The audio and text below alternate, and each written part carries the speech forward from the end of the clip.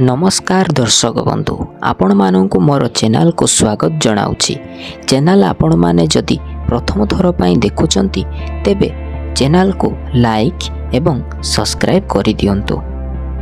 आजिर विषय वस्तु है पूजा समय रे उपवास कहीं रहते। आध्यात्मिक मत अनुसार पेट भितर जलुवा पाक अग्नि खाद्य न पाइले देहर दूषित पदार्थ गुड़ी को दहन करे। उपवास रहिले देहर मल दहित होई देह मन और निर्मल करे। तेणु पूजा करने पूर्व उपवास रहिबार विधि रही। विज्ञान मतरे आमे खाउथिबा खाद्य समस्त अंश काम न लगी बड़का अंश गुड़िक यकृत और मांसपेशी संचित हो रही जाए। केतेक अंश चर्बी परिणत हो जाए। यही चर्बी बढ़ी जा फल यूरिक अम्ल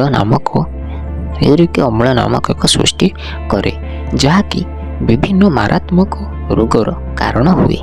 मझिरे मझिरे उपवास रहिले से खाद्य गुड़िक काम लगे, जहाँकि स्वास्थ्य पक्षे हितकर अटे।